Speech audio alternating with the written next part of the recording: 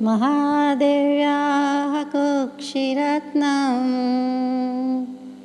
शब्दजितवरात्मजं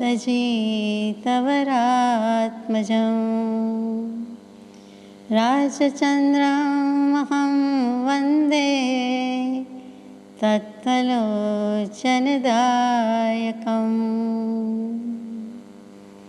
जेणे जाण्यो खरो आत्मा आत्माने अन्यने अक्षय पूर्णज्ञानी ते सिद्धने धन्य धन्य छे।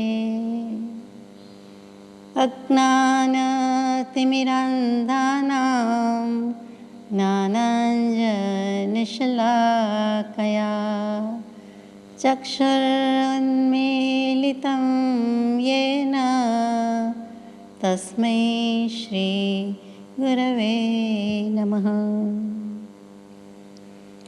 सत्श्रुतने नमस्कार, असीम उपकारी आत्माने नमस्कार, तारक त्रिपुटीने नमस्कार, मावित्रोने नमस्कार, मावित्र समान मुरब्बीओ मुमुक्षुने नमस्कार। परम पूज्य ब्रह्मचारीजी विरचित प्रज्ञाबोध पुष्प 5 साचું બ્રાહ્મણપણું। 4 પુષ્પ સુધી આપણે યથાશક્તિ વિચારણા કરી તો શરૂઆતમાં પહેલું જ હિત પ્રેરણા કહ્યું, પછી સતદેવ સતગુરુ અને સતધર્મ તત્વ સમજાવ્યું।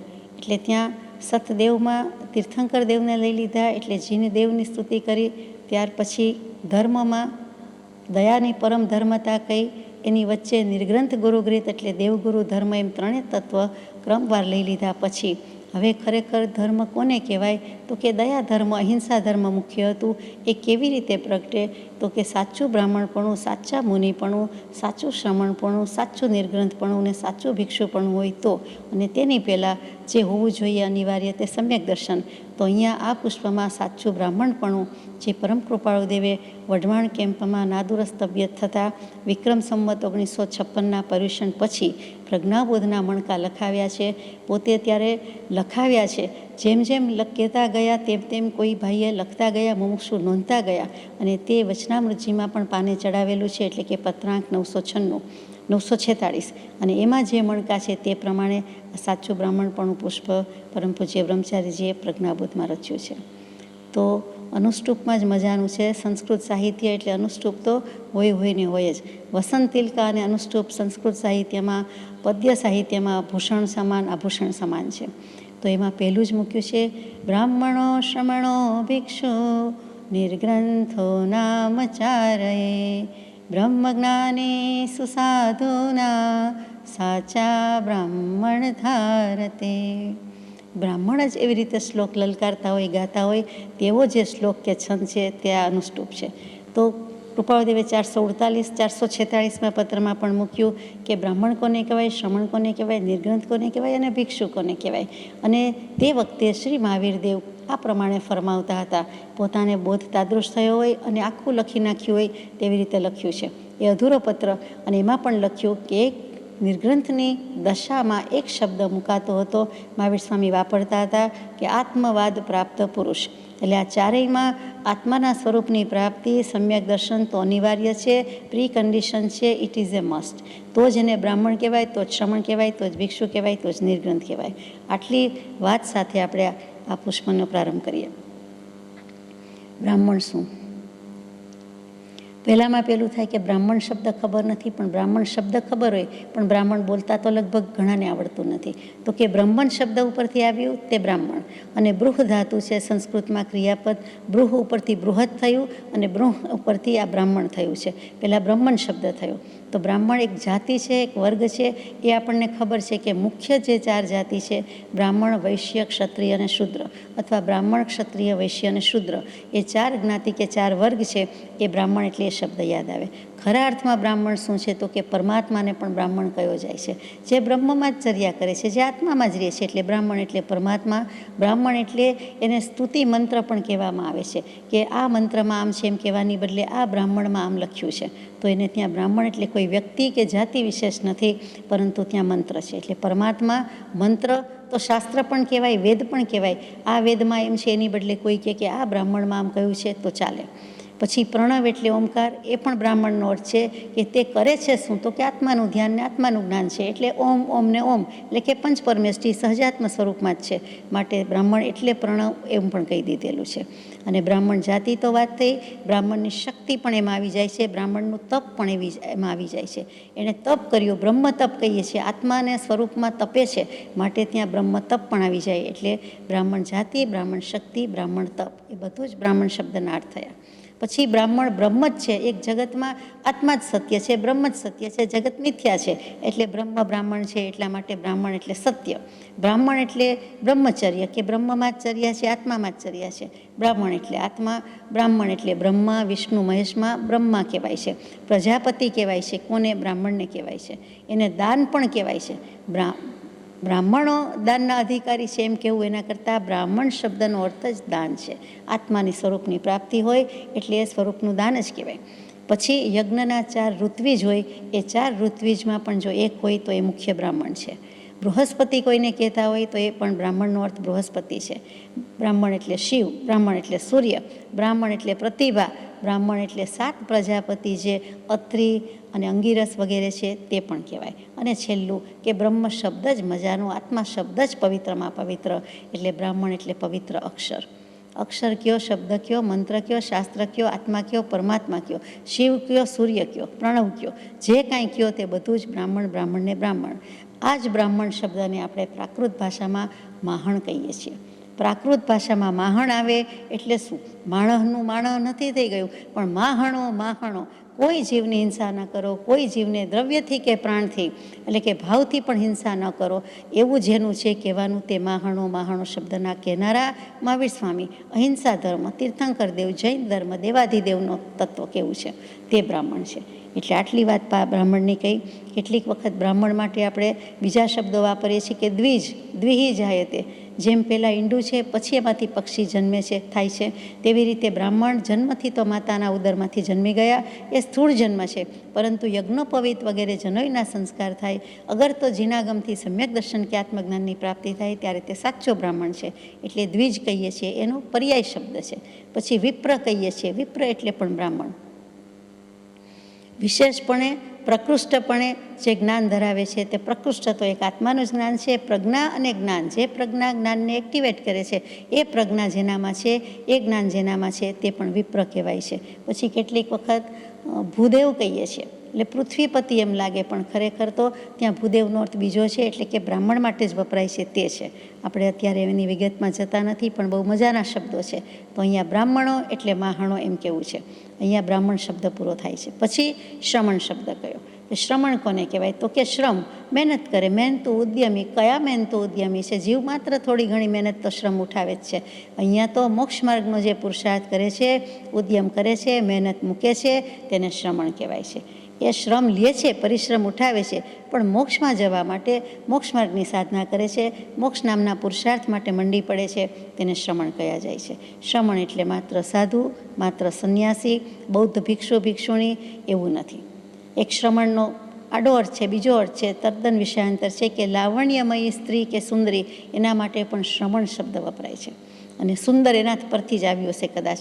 અને જે ઔષધિ વનસ્પતિમાં જટામાસી કહેવાય છે, એ પણ શ્રમણ શબ્દનો અર્થ છે. એટલે કે જટામાસી માટે પણ સંસ્કૃત સાહિત્યમાં કે આયુર્વેદમાં કે વૈદક શાસ્ત્ર કે વનસ્પતિ શાસ્ત્રમાં ઊંચો શબ્દ છે, અને તે શ્રમણ છે.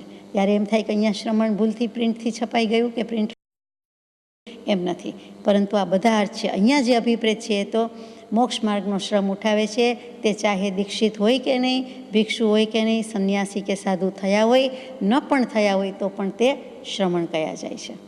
પછી ભિક્ષુ કયા? ભિક્ષુ એટલે ભિખારી, ભિક્ષા માગીને જે ભરણ પોષણ કરે છે, ગુજારો કરે છે તે.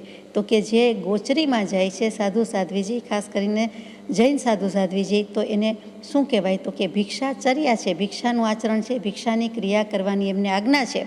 ઘરમાં રાખવાની કંઈ ઉપાશ્રયમાં રાખવાની આજ્ઞા નથી, સળી માત્ર રાખવાની આજ્ઞા નથી. સવારનું સાંજે વાપરવા માટે દૂધ દહીં વાપરી લેશું સાંજે, કે ઘી ગોળ સાંજે વાપરી લેશું, એવી પણ જેમને આજ્ઞા નથી જ નથી અને હજુ પણ પાલન કરવામાં આવે જ છે, તે જે છે તે ભિક્ષાચરી ગોચરી કરે છે, એટલે તે ભિક્ષુ કહેવાય છે. અને બીજી રીતે ચોથો આશ્રમ જે છે બ્રહ્મચર્યાશ્રમ, ગૃહસ્થાશ્રમ, વાનપ્રસ્થાશ્રમ અને છેલ્લો સંન્યસ્તાશ્રમ. તો સંન્યસ્તાશ્રમનો કોઈ પણ સંન્યાસી છે, સાધુ છે, મુનિ છે, કોઈ પણ શબ્દ લાવો, તાપસ છે, એ બધાને પણ ભિક્ષુ કયા જાય છે. અને બૌદ્ધ શાસ્ત્રો ગ્રંથોમાં તો ભિક્ષુ શબ્દ બહુ જ વપરાય છે. ત્યાં મુનિ કે સાધુ વપરાતું નથી, ભિક્ષુ ભિક્ષુણી જ વપરાય છે. એ ભિક્ષુ ઉપરથી જ ભિક્ષુભાઈ નામ આવ્યું, એટલે આ સમજવા જેવું છે. ત્યાર પછી નિર્ગ્રંથ કયું, એ શું તો કે મિથ્યાત્વની ગાંઠ જેની છેદી ભેદાઈ ગઈ છે, તે રાગદ્વેષ અજ્ઞાનની મિથ્યાત્વની ગાંઠ જેણે છેદી ભેદીને ભૂકા બોલાવી દીધા છે, એટલે કે ગ્રંથિભેદ થઈ ગયો છે, સંકિત થઈ ગયું છે, આત્મજ્ઞાન થઈ ગયું છે. અને પછી દીક્ષા લીધી હોય કે ન લીધી હોય તો પણ તેને આપણે નિર્ગ્રંથમાં કહીએ છીએ, કેમ કે અંતરંગ ગ્રંથિ તો છેદાઈ જ ગઈ છે. દીક્ષા લીધી હોય તો વેલ એન્ડ ગુડ, 5 પ્રકારના નિર્ગ્રંથ કયા જ છે, પુલાક, બકુશ, કુશીલ, સ્નાતક અને નિર્ગ્રંથ. તો એ તો ખરા જ, એ મુનિને તો કહેવાય જ. પરંતુ માનો કે કોઈ ન લઈ શક્યું, પણ મિથ્યાત્વને જળમૂળમાંથી ઉખેડી નાખ્યું, મિથ્યાત્વ ગયું છે, સમ્યક દર્શન છે, તો તેને પણ ત્યાં અંતરંગ ગ્રંથિ, આભ્યંતર ગ્રંથિ છેદવી એ જ મુખ્ય પુરુષાર્થ છે. અને એ છેદી લીધી હોવાથી તેને પણ આપણે નિર્ગ્રંથ કહીએ છીએ. અને નિર્ગ્રંથ ગુરુગીતમાં તો નિર્ગ્રંથ વિશે પ્રમાણમાં ઘણી વિચારણા કરી છે, એટલે આગળ જઈએ. તો આ બધા જ સાધુના નામ થયા, બ્રાહ્મણો, શ્રમણો, ભિક્ષુ, નિર્ગ્રંથો. એ નામ 4 એ બ્રહ્મજ્ઞાની સુસાધુના, એટલે આ સુસાધુ ઉત્તમ સાધુ તો છે, ઉત્તમ સાધક છે, સાથે સાથે બ્રહ્મજ્ઞાની કહેતા આત્મજ્ઞાની તો છે અને છે જ, હોવા જ જોઈએ, તો જેને કહેવામાં આવે છે. ત્યાં સુધી એ સાચો બ્રાહ્મણ નથી, શ્રમણ નથી, ભિક્ષુ નથી, નિર્ગ્રંથ નથી. સાચા બ્રાહ્મણ ધારતે, તો બીજા બધા જન્મી ગયા તે બ્રાહ્મણ કહેવાય, કેમ કે જાતિથી કહેવાય, કર્મ ધર્મથી કહેવાય, અથવા તપથી કહેવાય, અથવા એમની ક્રિયાથી કહેવાય, એટલે એ રીતે કહેવાય. પરંતુ જે અર્થમાં પ્રાપ્તિ હોય અને જ્ઞાન પામી ગયા હોય તે અર્થમાં બ્રાહ્મણ નથી. એમ તમે ધારો, એમ તમે અવધારો, એમ તમે ગણો, લેખો, એમ બ્રહ્મચારીજીને લખે છે. આગળ જઈએ. લક્ષણો શાસ્ત્રના સાચા, સાચા બ્રાહ્મણના સુણો, બીજા અંગે વિરે ભાખ્યા, સાચા બ્રાહ્મણના ગુણો. હવે તમારે સાચા બ્રાહ્મણના ગુણો જાણવા જોઈએ. આપણને કહે છે કે તો બીજું અંગ, એટલે કે જે દ્વાદશાંગી છે, 12 અંગ છે, મુખ્ય 11 અંગ અત્યારે મળે છે, શ્રી આચારાંગ સૂત્ર, શ્રી સુયગડાંગ સૂત્ર વગેરે.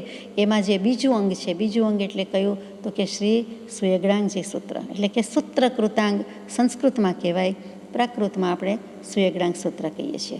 એ અંગમાં, એ આગમમાં, એ શાસ્ત્રમાં મહાવીર પ્રભુએ ભાખ્યા છે. એટલે મહાવીર પ્રભુ ઉવાચ બોલ્યા છે, સંભાષણમાં આવ્યું છે, સમવસરણમાં કહ્યું છે, ભાખ્યું ભાષણમાં ભગવાન, એટલે ભાષ્યું બોલ્યા, પ્રકાશ્યું પોતાને ભાસ થયો, ભાસ્યું પ્રકાશ્યું, અને પછી વાણી યોગે જે પ્રકાશ્યું તે. પરંતુ ગૂંથ્યું લખ્યું તો ગણધર દેવે. તો અહીંયા વીરે ભાખ્યા, એટલે કે મહાવીર દેવે જ જે ભાખી ગયા છે, બોલી ગયા છે, કહી ગયા છે, તે સાચા બ્રાહ્મણના ગુણો છે, તે કહીએ છીએ. એમ કરીને જે વિસર્ગ મૂક્યો છે, લીટી કરી છે આ ગાથામાં પણ, એટલે કે નીચે પ્રમાણે છે, આ પ્રમાણે છે, આ મુજબ છે. હવે તમે સાંભળો, વાંચો. પાપ કર્મ બધા ત્યાગે, રાગને દ્વેષથી હઠે, ઝઘડા જે મચાવે ના, અછતા દોષ ના કથે. જે બધા જ પાપ કર્મનો ત્યાગ કરી દે છે, આ બ્રાહ્મણની વાત આવી. સાધુ છે, મુનિ છે, એટલે કેટલાક સાવધ્ય પાપથી તો વિરમી જ ગયા છે, એટલે પાપ કર્મ બધા છોડી દીધા છે, ત્યાગી દીધા છે. અને રાગ અને દ્વેષથી હઠે છે. રાગ દ્વેષ બને તેટલા કરતા નથી, પરંતુ હજી વિતરાગ થયા નથી, સંપૂર્ણ વિતરાગ થયા નથી. એટલે રાગ દ્વેષ થાય છે, પણ તરત જ એનાથી હટી જાય છે, પાછા હટી જાય છે. એટલે કે પીછે મુડેંગે પીછે મૂડ, રિવર્સમાં આવી જાય છે, ભાગી જાય છે. અરે આ રાગ દ્વેષ થયો નથી કે હે ભગવાન હું બહુ ભૂલી ગયો, પશ્ચાતાપ કરી લે છે, ક્ષમાપના માગી લે છે, તરત જ યાચી લે છે, મનોમન થઈ જાય છે કે આ ભૂલ્યો, અહીંયા ચૂક્યો, મારે કરવા જેવું નહોતું, કહેવા જેવું નહોતું. પચ્છમ બુદ્ધિ કહીએ તો તેમ, પણ તરત જ જાગી જાય છે, કેમ કે સમ્યક દર્શન તો છે જ, એટલે જાગૃતિ પૂરેપૂરી છે. એટલે રાગ અને દ્વેષ કરતા નથી, પણ પૂર્વકર્મના ઉદયથી અથવા કેટલીક ચારિત્ર ગુણની નિર્બળતા છે, અથવા તો એટલી નિર્મળતા નથી, એટલે થઈ જાય છે. ચોથાથી 13મા 14માની યાત્રા બાકી છે, તો ભલે થઈ જાય, પણ ત્યાંથી પાછા હટી જાય છે. ઝઘડા જે મચાવે ના, કોઈ જાતના ઝઘડા થવા દેતા નથી, કરવા દેતા નથી, તો મચાવવાની તો વાત જ ક્યાં છે. અછતા દોષ ના કથે, કોઈના જે દોષ છે એ પ્રગટ કરતા નથી. જાણતા હોય તો પણ બને ત્યાં સુધી મર્માળ કે રહસ્યાત્મક રાખે છે, એ કોઈને કહેતા નથી અથવા તો જણાવતા નથી. છિદ્રો શોધે ગુણો દેખી, તેવું પૈશુન્ય ના ઉરે. હંસ શા ગુણ ગ્રાહી તે, કોઈના દોષ ના વધે. છિદ્રો શોધે ગુણો દેખી, જ્યાં ક્યાંક છિદ્ર છે, જ્યાં કંઈક દોષ દેખાય છે તો ભલે શોધી લે છે, પણ ગુણ પહેલાં જુએ છે. એટલે ગુણ અને દોષ બે છૂટા પાડી દે છે, અને ગુણો જોઈને અને દોષ જોઈને તો ગુણ ગ્રહણ કરી લે છે, હંસની જેમ કરે છે. અને દોષ છે તેનું પૈશુન્ય ના ઉરે. પૈશુન્ય એટલે પશુપણું નહીં, પણ ચાડી ચુગલી. આ જૈન પરિભાષિક શબ્દ છે. પૈશુન્ય 18 પાપસ્થાનમાં આવે છે તે. તો એ પૈશુન્ય એટલે ચાડી ચુગલી, બીજાને કહી દેવાની. એ ઉર્મા હૃદયમાં જરાય નિંદા કરતા નથી, દોષ છે એને પણ સમાવી દે છે.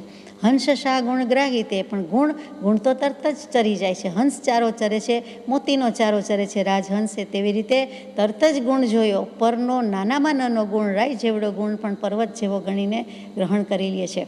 અને જો પર્વત જેવડો દોષ હોય તો પણ એને રાઈ જેવડો માને છે, અથવા તો તે સમાવી દે છે. કોઈના દોષ ના વધે, કોઈના દોષ તો કહેતા જ નથી, ઉચ્ચારતા જ નથી. છતાં અહીંયા સમદર્શિતા તો રાખવાની વાત છે જ. કાળાને કાળું જ કહેવાય, ગુલાબીને ગુલાબી કહેવાય, લાલને લાલ કહેવાય. નહીંતર સમદર્શિતાનો ગુણ જાય ક્યાં? વિવેકપૂર્વકનું સમભાવ રાખે છે કે હા કહેવાની છે ત્યાં હા, ના કહેવાની છે ત્યાં ન્યા. જ્યાં જેટલું કહેવાનું છે તેટલું તો જરૂર કહે છે. નહીંતર જ્ઞાનીનો અભિપ્રાય શું? જો કહેવાના જ ન હોય તો દોષની ખબર જ કેમ પડે? ત્યાર પછીની વાત છે, પારકી ના કરે નિંદા, રતિ અરતિ ના વહે. જૂઠું બોલે ન માયાથી, અસત્ય મત ના ગ્રહે. પારકી નિંદા તો કરતા જ નથી, એમ કે સ્વમાંથી બહાર નીકળતા નથી, એટલે એને નિંદા કરવાનું ગમતું જ નથી. રતિ અરતિ ના વહે, એટલે કે રતિ અરતિ, રમી જવું અને ન રમી જવું, ગમા અને અણગમા. ક્યાંય લાઇકિંગ ડિસલાઇકિંગ જેવા પ્રવાહમાં જે સમસ્ત સૃષ્ટિ વહી રહી છે, બધા જીવો વહી રહ્યા છે, એ પ્રવાહ તો ચાલુ જ છે, પણ પોતે તેમાં વહેતા નથી. જરાય એવું રાખતા નથી આ ગમે છે, આ નથી ગમતું. અને ગમા અણગમામાંથી જ સૃષ્ટિ ઉત્પન્ન થાય છે, એ પણ વિચારવા જેવું છે. જેમ રાગ દ્વેષથી સંસાર છે, તેવી જ રીતે બીજા શબ્દમાં કહેવું હોય તો રતિ અરતિથી જ બધું થાય છે. જૂઠું બોલે ન માયાથી, ક્યારેય જૂઠું બોલતા નથી, એમાં માયાપૂર્વક તો જૂઠું જરાય બોલતા નથી. સાવ સાચું તો પરમાર્થ સત્ય આવે પછી જ બોલાય છે, એટલે કે સમ્યક દર્શન અને ક્ષયિક સમ્યક દર્શન પછી સંપૂર્ણ પરમાર્થ સત્ય બોલાય છે. એ આપણે વ્યાખ્યાનસાર વગેરેમાં વિચારી ગયા છીએ. તો અહીંયા જે કહેવું છે તે કે માયાથી, કપટથી ચાઈને સ્પેશિયલ જૂઠું બોલતા નથી, અસત્ય મત ના ગ્રહે. અને અસત એટલે જૂઠો મત કે મિથ્યા મત છે એનું ગ્રહણ પણ કરતા નથી, એમાં એ જતા જ નથી. આગળ જઈએ. સત અને અસત, એમાં સત આત્મા એટલે એના ગ્રહણમાં જ રહે છે, બીજે ક્યાંય તો એ જતા જ નથી. આગળની વાત છે, આત્મા છે એમ જે જાણે, નિત્ય છે એમ માનતો. કરતા છે કર્મનો પોતે, ભોગતા છે નિજ કર્મનો. અહીંયા 4 પદ લઈ લીધા ભગવાને. આત્મા છે એમ જે જાણે, આત્મા છે એમ જે જાણે છે એટલે બોલવા પૂરતું નહીં, કહેવા પૂરતું, ગાવા પૂરતું નહીં, પણ 6 પદની શ્રદ્ધા થઈ ગઈ છે. એટલે કે આત્મા છે, હું આત્મા છું. બીજાના આત્મા છે, હું આત્મા છું. હું આત્મા છું અનુભવપૂર્વક કહેવા તૈયાર છે કે સંકલ્પ વિકલ્પ રહિત દશા પ્રગટ થઈ, નિર્વિકલ્પતા આવી, ભાવભાષણ થયું, આત્મજ્ઞાન થયું, સમ્યક દર્શન થયું, પછી કહી શકે છે કે આત્મા છે. એટલે કે આત્મા છું અને આત્મા છે એમ જે જાણે, જેણે જાણ્યો ખરો આત્મા. આત્માને અન્ય અન્યને, આત્માને જાણી લીધો, સ્વને જાણી લીધો, અન્ય અન્યને, એટલે પર તે પર, સ્વ તે સ્વ, પોતે તે પોતે, બીજો તે બીજો. એમ જે વ્યવહારમાં છે એ જ પરમાર્થથી આત્મસાત કરી લીધું. એટલે કે આત્મા અનુભવી છે, આત્મા છે એમ જે જાણે છે તે નિત્ય છે એમ માનતો. અસ્તિત્વ માને છે એટલે એને નિત્યત્વ તો મનાઈ જ જાય છે. આત્મા છે એટલે અસ્તિત્વ જ અનુભાન થયું, એટલે આત્માના નિત્યત્વનું ભાન પણ સાથે જ રહેલું છે. એક સિક્કાની 2 બાજુ જેવું છે. કરતા છે કર્મનો પોતે, એટલે ભોગતા છે નિજ કર્મનો. એટલે કર્મનો કર્તા પોતે છે અને નિજ કર્મનો ભોગતા છે. બધા દર્શનની વાત સામાન્યપણે લીધી છે, એટલે કેટલાક માને છે કે અજ્ઞાન દશામાં આત્મા કરતા ભોગતા છે, જ્ઞાન દશામાં આત્મા પોતાને કરતા ભોગતા માનતો નથી. અને જો માને છે તો ત્રીજા ચોથા પદ પ્રમાણે સ્વભાવ પરિણતિ એ નિજ સ્વરૂપનો કરતા છે. જો નિજ સ્વરૂપનો કરતા થયો તો સ્વભાવનો ભોગતા પણ થયો. જો એનું કરતાપણું સ્વીકાર્યું તો એનો આનંદ, એનો ભોગવટો, સ્વરૂપના આનંદનો ભોગવટો એ પણ એ જ કરે છે. એટલે બંને રીતે છે કરતા ભોગતા. આગળ જઈએ. મોક્ષ છે એમ તે માને, મોક્ષ ઉપાય સાધતો, સ્થાનકો છ વિચારી આ, શ્રદ્ધા દુર્લભ ધારતો. મોક્ષનો ઉપાય છે, એટલે કે 6 પદની શ્રદ્ધા કરી દીધી છે. 4 પદમાંથી 5મું 6ઠું પણ આવી ગયું. સ્થાનક 6 વિચાર્યા, શ્રદ્ધા દુર્લભ પામતો. 5 ઉત્તરથી થયું સમાધાન સર્વાંગ, સમજો મોક્ષ ઉપાય તો ઉદય સદભાગ્ય. મારા સદભાગ્યનો ઉદય થયો, મને સમ્યક દર્શન થયું, અજ્ઞાન અંધકારમાંથી ઉલેચાઈ ગયું. એટલે અવિદ્યા, અજ્ઞાન, રાગ, દ્વેષ, ક્લેશ બધા ગયા. અને તે પડે કહે છે કે 5 શંકાનું 5 સમાધાન કરાવ્યું. હે પરમ કૃપાળુ દેવ, તમે આત્મસિદ્ધિજીમાં આટલું મોટું દાન દઈ દીધું. તો 6ઠ્ઠામાં તો કે 5ની પ્રતીતિ કરી છે, તો કૃપાળુ દેવના આશીષ છે, શુભાશીષ છે કે 6ઠ્ઠાની પ્રતીતિ પણ તને સહજ રીતે થશે. 5 ઉત્તરથી તું સમાધાન પામ્યો, તો હવે 6ઠ્ઠું પણ તને સમજાઈ જ જશે. સહજ પ્રતીતે રીત, સ્વાભાવિક રીતે સમજાઈ જશે. એટલે અહીંયા પણ મોક્ષનો ઉપાય સમજાઈ ગયો. મોક્ષનો ઉપાય શું છે? સમ્યક દર્શન છે. તો સ્થાનક 6 વિચાર્યા, શ્રદ્ધા દુર્લભ ધારતો. આત્માની, પોતાના સતની, અસ્તિત્વની પોતાને સાચી શ્રદ્ધા થઈ જાય છે. જે શ્રદ્ધા પરમ દુર્લભ છે, પણ એને પરમ શ્રદ્ધા થઈ જાય છે. અનુભવપૂર્વકનું સમ્યક દર્શન, નિશ્ચય સમ્યક દર્શન અહીંયા થઈ જાય છે. આટલી ગાથામાં કહી દીધું. તો સાચો બ્રાહ્મણ, તો સાચો માહણ, તો શ્રમણ, તો ભિક્ષુને, તો નિર્ગ્રંથ છે, નહીં તો નથી. દર્શનો સર્વ સંક્ષેપે, આ 6 સ્થાનકથી ગ્રહે, સાચો બ્રાહ્મણ તે જાણો, શ્રદ્ધા સર્વોપરી રહે. આ 6 દર્શન અને 6 સ્થાનક, 6 સ્થાનક, 6 પદ, એ 6 પદના પત્રમાં, અમૃત પત્રમાં જે પ્રભુશ્રીજીને લખી દીધું, અહીંયા પ્રભુશ્રીજી પાસેથી, બ્રહ્મચારીજી પાસેથી આવ્યું છે. અને એ આપણે વાંચીએ છીએ. તો એ જે દર્શનો સર્વ 6 સંક્ષેપે, એટલે 6 પદમાં 6 દર્શન કહી દીધા છે, 6 સ્થાનકમાં આવી ગયું છે. એ જે જાણે છે, એ જે ગ્રહે છે, આત્મા ઝાલે છે, પકડે છે, આત્માથી ગ્રહણ કર્યું છે, માત્ર શ્રવણ કર્યું નથી. તો શ્રવણપૂર્વકનું ગ્રહણ છે, તે સાચો બ્રાહ્મણ જાણો. અને તેની શ્રદ્ધા સર્વોપરી છે, સર્વોત્કૃષ્ટ છે. એણે આત્મા બોલે છે, બ્રહ્મ બોલે છે, તો પોતે આત્મા થઈને બેઠો અને પછી આત્મા શબ્દ બોલે છે, લખે છે કે કહે છે, માટે એ સર્વોપરી છે. યત્નાથી વર્તવું તેને, સમિતિ ગુપ્તિ તે ધરે, જ્ઞાન દર્શન ચારિત્ર, આત્માર્થે વળી આદરે. હવે શું કરે છે? તો કે જીનાગમની પરિભાષા આવી, જીન પરિભાષા આવી કે યત્નાથી વર્તવું. યત્ન અને વિવેક એ મૂળ તત્વ અને ઉપતત્વ છે. યત્ના એટલે જ જૈણા, એટલે કે છકાઈ જીવની કરે અને કોઈ પણ વાત નહીં કરે, જેમાં તેમાં પણ એ ધ્યાનથી વર્તે છે, સાવધાનીથી વર્તે છે, ઉપયોગપૂર્વક વર્તે છે. એટલે યત્નાથી, ઉપયોગથી વર્તે છે. અને સમિતિ ગુપ્તિ આદરે. જો દીક્ષા લીધી છે, સંયમ લીધો છે, તો 5 સમિતિ 3 ગુપ્તિ પણ આદરે છે. દીક્ષા નથી લીધી તો મુમુક્ષુ કે આત્માર્થીને પણ સમિતિ ગુપ્તિ તો છે જ. સમિતિ શું છે? કોઈ કમિટી કમિશનની વાત નથી. સમિતિ સમ્યક પ્રકારે મોક્ષના માર્ગમાં ધર્મના આચરણ કરાવે તે સમિતિ છે. એષણા સમિતિ, ઇરિયા સમિતિ, ભાષા સમિતિ, આદાન નિક્ષેપણ સમિતિ અને પરિઠાવણીયા એટલે કે પરિસ્થાપના સમિતિ. એટલે કે વસ્તુ લેતા મૂકતા, ઉપકરણ લેતા મૂકતા, દેતા લેતા, આહાર પાણીમાં જતા, ગોચરીમાં જતા. અને એ આહાર વધવો જ ન જોઈએ, પણ માનો કે ગોચરીના અંતે આહાર ભોજન વાપર્યા પછી વધે નહીં, જેવું પણ ફેંકી દેવા જેવું થાય. કોઈ પણ વસ્તુ, મરચું આવ્યું હોય કે કંઈક બીજો કચરો આવ્યો હોય કે મોટું પાંદડું આવ્યું હોય, આમ તો આવે જ નહીં, પણ ધારો કે કોઈ એવું બી આવ્યું હોય તો એને પરઠવાની વિધિ હોય, એમાં પણ એ યત્ના ઉપયોગ બરાબર રાખે. એટલે સમિતિ. અને ગુપ્તિ એટલે મનોગુપ્તિ, વચનગુપ્તિ, કાયગુપ્તિ. મનથી, વચનથી, કાયાથી પણ સંરક્ષણ કરે પોતાનું, આત્માનું અને સામે જીવજંતુ, ભૂમિ વગેરે છે તેનું. આ 5 સમિતિ 3 ગુપ્તિ એ અષ્ટપ્રવચન માતા કહેવાય છે, કેમ કે સંયમ એનું રક્ષણ કરે છે, સંયમનું રક્ષણ કરે છે. જ્ઞાન દર્શન ચારિત્ર એ રત્નત્રયની પ્રાપ્તિ છે, રત્નત્રય રૂપી ધર્મ છે. આત્માર્થે વળી આદરે. મોક્ષાર્થી થવું છે, થયો છે, આત્માર્થી થયો છે.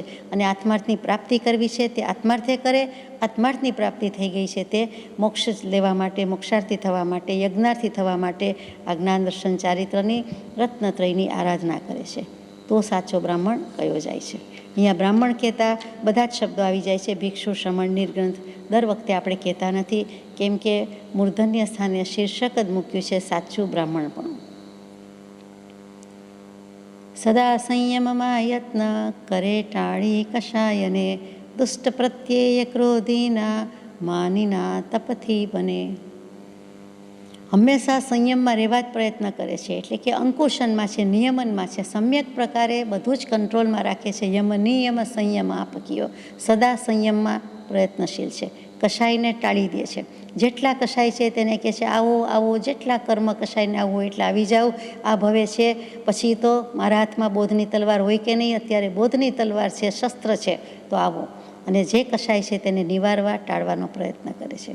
દુષ્ટ પ્રત્યય ક્રોધીના, જેનું મન દુષ્ટ છે એટલે કે દૂષિત છે, દોષ કરે છે, અપરાધી છે, એનું નામ દુષ્ટ.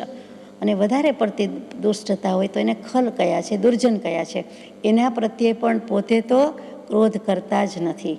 માનીના તપથી બને. ગમે તેટલા તપ તપે તો પણ માની અભિમાની થતા નથી, નિરભિમાની જ રહે છે. નિરાભિમાની ખોટો શબ્દ છે, નિરભિમાની સાચો શબ્દ છે. એટલે કોઈ માનની સ્પર્શના થતી જ નથી.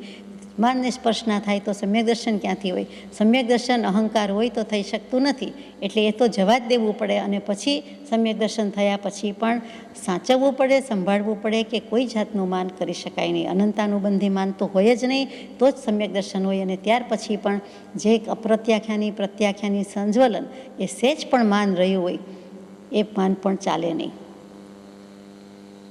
જેમ ભરત અને બાહુબલીમાં આપણે જાણીએ છીએ કે બાહુબલીજી 12 મહિના સુધી તપશ્ચરણ કરે છે, શરીર ઉપર વેલડી વીંટળાઈ જાય છે, પંખીના માળા થઈ જાય છે, પણ એમ થાય છે કે હું કાયોત્સર્ગમાં હોવા છતાં હું દેહાદિક સ્વરૂપ નથી, એવી ભાવના ભાવે છે. તો પણ ભરત ચક્રવર્તી ભાઈ હજી એ જતું નથી, ગમે એમ તોય એની આણ વર્તે છે. એની ભૂમિ ઉપર મારે ઊભું રહેવું પડ્યું છે. મારા 2 પગ ટેકો ક્યાં લીધા છે? કોની ભૂમિ છે? કોની સત્તા છે? કોનું શાસન છે? ભરતનું, ભાઈનું. અને એ ભૂમિ પર મારા 2 પગ પણ અત્યારે ટકેલા છે. એટલે ત્યાં પાછો માનનો સ્પર્શ આવી ગયો, માનની સ્પર્શના થઈ ગઈ. એ સંજ્વલન માન હતું. ત્યાં લગી કેવલ જ્ઞાન થયું નથી. પછી આપ જાણો છો કે ઋષભદેવ પ્રભુએ બ્રાહ્મી સુંદરીને મોકલ્યા પ્રતિબોધ કરવા માટે, અને કહે છે ગજે ચડ્યા કેવળ ન હોય જો, વીરા મોરા ગજ થકી ઉતરો. આ હાથે ચડ્યા છો, હાથી, માનરૂપી હાથી. તો બાહુબલીજી સાંભળે છે કાયોત્સર્ગમાં અને કહે છે કે હું તો હાથી પર નથી, 2 પગ પર ઊભો છું ને મને કહે છે. તો થયું કે અચ્છા, હું માનરૂપી હાથી પર ચડ્યો છું, મદોન્મત્ત કહેવાઉં, અને મને આ માનનો અંકુરો નડે છે. અને એવું થયું કે અરે, ભરત ચક્રવર્તી તો મને પગે લાગવા આવ્યા છે, નમન કરવા આવ્યા છે, વાંદવા આવ્યા છે, જેમ બ્રાહ્મી સુંદરી છે તેમ, અને હું એના વિશે આવો ભાવ કરું છું. બંને ભાવ ભેગા થયા કે એના મનમાં તો લઘુતા જ છે, નમ્રતા જ છે, વિનય જ છે. તો પછી મને એવું શોભે નહીં, એમ કરીને તરત જ માન ગળી ગયું. જેવો માનનો નાનામાં અંકુર અવિભાગ પ્રતિચ્છેદમાં કહેવાય એવો, એનાથી નાનું હોઈ શકે જ નહીં, એ માનનો અંશ હતો. તે માનનો અંશ ગળી ગયો અને તરત જ તે જ સમયે કેવલ જ્ઞાન થઈ ગયું. કેવલ જ્ઞાન, કેવલ દર્શન. ધન્ય છે તે ભગવાનને, તે પ્રભુને. અત્યારે તો સિદ્ધ છે, પરંતુ ત્યારે એ કેવી ધન્ય ક્ષણ હશે, ધન્ય પળ હશે કે ત્યાં સુધી આટલું તપશ્ચરણ કર્યું, શારીરિક દેહ દમન કર્યું, તો પણ જે ન સાધી શક્યા તે સ્વરૂપમાં તપ્યા, તરત જ થઈ ગયું અને કેવલ જ્ઞાનની પ્રાપ્તિ કરી. માયા લોભ કરે દૂર, નિર્જરા સત્ય સાધતો, તે બ્રાહ્મણ ભણે જ્ઞાની, પોતે તરે યથારતો. ક્રોધમાન તો નથી કરતા. હવે માયાલોભની વાત કરી તો કે એ પણ દૂર કરી દે છે અને સાચી નિર્જરા કરે છે. એના સમયે કર્મો બંધાયા, ઉદયમાં આવ્યા, અને ઝાડ પર એના સમયે ફળ ઉગ્યું, અને પછી એના સમયે પાકે ને ખરી જાય.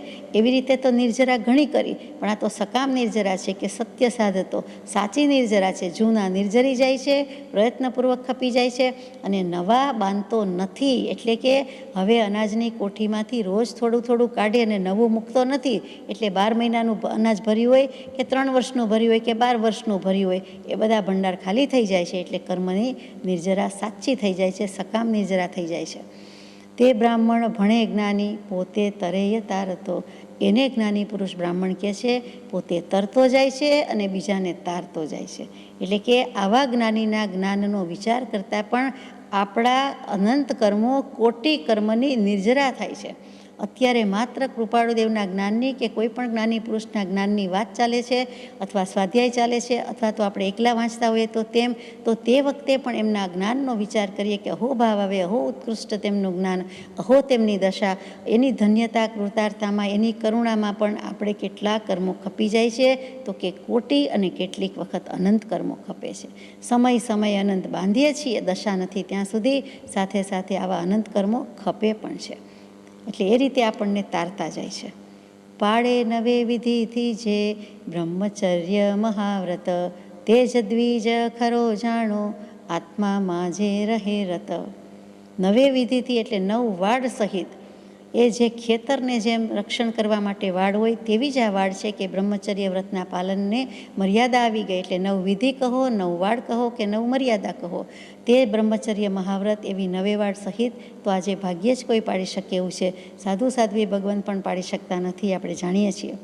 તે જ દ્વિજ ખરો જાણો, એ જ સાચો આત્મા છે, એ સાચો બ્રાહ્મણ છે જે આત્મામાં મગ્ન રહે છે. ત્યાં બ્રહ્મચર્ય એટલે સ્થૂળ અને સૂક્ષ્મ અર્થમાં પણ છે કે જે બ્રહ્મમાં જ હરે ફરે ને ચરે છે. ખાઈ પીવે કાંઈ પણ કરે છે તો પણ એની વૃત્તિ, એનો ઉપયોગ આત્મામાં જ હોવાથી આત્મામાં જ મગ્ન છે અને બ્રહ્મચર્યનું સુંદર પાલન કરે છે. 9 વાડ વિશે તો આપણે મોક્ષમાળાના પાઠ વિશે લીધેલું છે, એટલે અત્યારે જતા નથી. ગાથા નંબર 13. ઉત્તરાધ્યયને જોજો સાચા બ્રાહ્મણની કથા, બાકી યજ્ઞીય અધ્યાયે જાણવા યોગ્ય છે તથા. ઉત્તરાધ્યયન સૂત્રને યાદ કર્યું છે. જીનાગમ છે એમાં જે 32 આગમ કહેવાય, 45 આગમ કહેવાય. સ્થાનકવાસી 32 આગમ માન્ય કરે, શ્વેતાંબરામનાય જે બીજો છે તે દેરાવાસી વગેરે તે 45 આગમ માન્ય કરે છે. એમાં જે ઉત્તરાધ્યયન છે બંનેમાં કોમન છે, એ 4 મૂળ સૂત્ર કહેવાય છે. દશવૈકાલિકજી, ઉત્તરાધ્યયનજી, નંદીસૂત્રજી, અનુયોગદ્વારજી. આ 4 મૂળ સૂત્રમાં બીજું જે છે તે ઉત્તરાધ્યયન સૂત્ર. એના 36 અધ્યયન, કુલ 1800 શ્લોક અને મહાવીર સ્વામીની અંતિમ દેશના ગણાય છે. કેટલાક વિદ્વાનો સ્વીકારતા નથી અંતિમ દેશનામાં, પણ મોટાભાગના સ્વીકારે છે, એટલે વિવાદને અવકાશ નથી. તો એ ઉત્તરાધ્યયન સૂત્રમાં જે છેલ્લી પ્રહરની દેશના, એક પ્રહરની નહીં પણ સતત આપી છે, એમાં સાચા બ્રાહ્મણની કથા દૃષ્ટાંત આવે છે. અને બાકી યજ્ઞીય અધ્યાય, યજ્ઞીય નામનું ઉત્તરાધ્યયનજીના 36 અધ્યયનમાં 25મું અધ્યયન, તેનું નામ યજ્ઞીય અધ્યયન છે.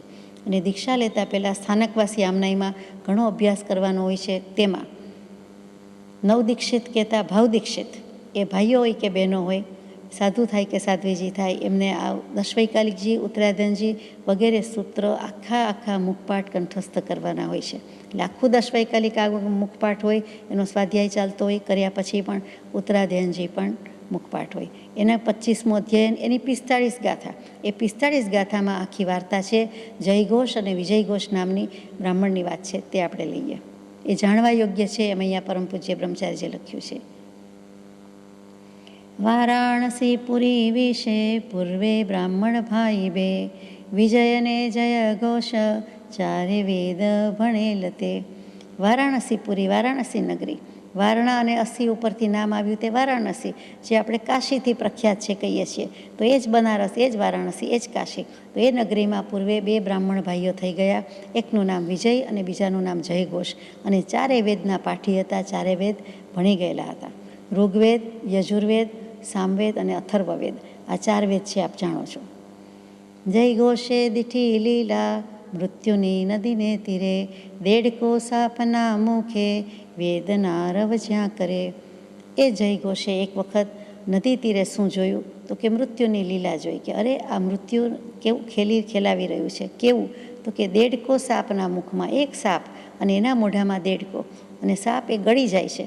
તો દેડકાનો વેદના રવ જ્યાં કરે, દેડકાની જે પીડા છે, વેદના છે, ડ્રાઉં નથી કેવું, વરસાદની આગાહીવાળો અવાજ નથી, પરંતુ મૃત્યુ વખતની વેદના છે, એ અવાજ એના કાને પડ્યો. દૃશ્ય પણ પડ્યું અને અવાજ પણ પડ્યો. એટલે કે સાપ કેવી આસાનીથી એનો શિકાર છે, એટલે કેવા સ્વાદપૂર્વક અથવા કેવા ભાવપૂર્વક એ દેડકાને ગળી જાય છે. અને દેડકો બિચારો મરું થાય છે, હમણાં જ પ્રાણ ત્યાગી દેશે, એ જોયું.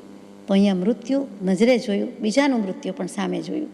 નોળીઓ એક ત્યાં આવી સાપને પકડે અરે, તે દેખીને જય ઘોષ વૈરાગ્ય ઉરમાં ભરે. ત્યાં નોળિયો ભાઈ આવી ગયા. નોળિયો બિલાડી જેવો હોય, નાનો હોય સાવ. એમ થાય કે નોળિયો તે કાંઈ સાપને હરાવી દે, પણ આપ જાણો છો કે નોળિયો નોળવેલ સૂંઘી આવે અને પછી સાપને હરાવી દે. એ જડીબુટ્ટીમાં કાંઈક એવું છે કે એટલું બળ આવી જતું હોય, શક્તિ આવી જતું હોય, કે લડવાની કળા આવી જતી હોય, કે જે કંઈ હોય તે, તો એ સાપને હરાવી દે છે અને પકડી પણ લે છે. તો ત્યાં નોળિયો આવે છે અને સાપને પકડે છે. તો સાપ દેડકાવ ખાવામાં બિઝી છે અને ત્યાં નોળિયો સાપને ગ્રસી જાય છે. એ જોઈને જયઘોષને થાય છે કે કાળ કોઈને મૂકતો નથી. આ મૃત્યુના મુખમાં આવી જ રીતે છે. આ મરણ કેવું આપણને ખેલાવે છે, રમાડે છે, જીવને નચાવે છે. અને ભરપૂર વૈરાગ્ય આવી ગયો કે આમ જ આ જોનારો બોલનારો પણ જવાનો છે, એવું એ વખતે એ જયઘોષને થઈ જાય છે. અરે મૃત્યુ પૂઠે લાગ્યું, કોઈને નહીં મૂકશે, માયામાં જે ભમે ભૂલી, આત્મહિત જ ચૂકશે. મૃત્યુ તો પૂંઠે લાગેલું જ છે. એક એક સમય આપણો આયુષ્યમાંથી ઓછો જ થાય છે. જીવ માત્રનો ઓછો થાય છે, એટલે પૂંઠે જ લાગેલું છે, પાછળ જ પડેલું છે, કંઈ આઘું નથી. તો કોઈને મૂકવાનું પણ નથી. નવકાળ મૂકે કોઈને, મોતી તણી માળા ગળામાં, મૂલ્યવંતે મલકંતી. અને છેલ્લે કહી દીધું કૃપાળુદેવે મોક્ષમાળાની શરૂઆતના પદમાં જ કે કાળ કોઈને મૂકનાર નથી. ભલભલા રાજા પણ ગયા, ચક્રવર્તી પણ ગયા, અને ધર્મ ચક્રવર્તીને પણ દેહ તો છોડવો જ પડે છે. પણ માયામાં જે ભમશે ને ભૂલશે તે આત્મહિત ચૂકી જશે. એટલે કાંઈક ધર્મ ધ્યાન કરશે તો સારી વાત છે, પણ માયા કપટ કે પ્રપંચમાં, સંસારમાં જે રહ્યા છે તે ભૂલે છે, ભમે છે, પોતાનું કલ્યાણ ચૂકી જાય છે. જન્મ મૃત્યુ જરા દુઃખો, દીઠા સંસારમાં મહા, કોઈ સંપૂર્ણ સુખી ના, તો શું ત્યાં રાચવું આહા. જન્મના દુઃખ યાદ નથી, પોતાના જન્મના. બીજાના તો ખબર છે. મૃત્યુના પોતાને યાદ નથી, પાછું બીજા ભવે જાય છે. પણ જરા વચ્ચે રહી છે તે આ વટલાને જ બહુ વાંધાવાળી છે. તો જરા અવસ્થા બધું જર્જરિત થઈ જાય છે, ખકડી જાય છે. એક એક અંગ અવયવ આપણને દગો દેતા જાય છે, નિષ્ક્રિય થતા જાય છે, એની શક્તિ ઓછી થતી જાય છે, નિર્બળ બનતા જાય છે. એ વૃદ્ધાવસ્થાના દુઃખ પોતે પણ સહન કરે છે, જુએ છે, બીજાના પણ સહન કરે છે. જન્મ મરણના ધ્યાન બહાર જાય છે, અણસમજમાં જાય છે, યાદ પણ રહેતું નથી. પણ જરા અવસ્થા જરાય ભૂલાતી નથી. તો એના દુઃખો જોયા છે સંસારમાં, પોતાને વીત્યું છે, બીજાનું જોયું છે. કોઈ સંપૂર્ણ સુખી દેખાતું નથી. તો શું રાચીએ ત્યાં ક્ષણનો પ્રસંગ. જો એમ જ છે તો આપણે એક ક્ષણ માટે પણ એમાં રાચવા જેવું, માચવા જેવું કે એમાં જ મંડી પડવા જેવું છે જ શું. જો સંસારમાં સુખ નથી, જો સંસારમાં સાર નથી, તો એ સંસારના કોઈ પણ વ્યક્તિમાં કે કોઈ પણ ભાવમાં રાચવા જેવું કે રમવા જેવું છે જ શું.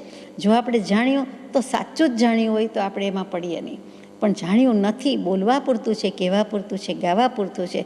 જો જાણ્યું હોય તો તે જીવની દશા પલટાય જ. એ જીવ જુદો જ પડે. એ જગતથી જીવ જુદો થઈને ભગત જ હોય, એને સંસારમાં રસ ન હોય. ગુરુ સાચા કને દીક્ષા, જય ઘોષે લીધી ભલી, મહાવ્રતો રૂપે યજ્ઞો કરે સત્શાસ્ત્ર સાંભળી. હવે ગુરુ સાચા મળી ગયા. આત્મજ્ઞાન ત્યાં મુનિપણું તે સાચા ગુરુ હોય. જયઘોષ હજુ તો સામાન્ય કહેવા પૂરતા જ બ્રાહ્મણ છે. હવે સાચા ગુરુ મળ્યા, યોગ મળ્યો થયો એટલે એણે દીક્ષા લીધી અને જૈન દીક્ષા લીધી. જયઘોષ બ્રાહ્મણ છે, પણ સાચા કોઈ જૈન મુનિ મળ્યા અને તેની પાસે દીક્ષા લીધી. મહાવ્રતો રૂપી યજ્ઞો કરે.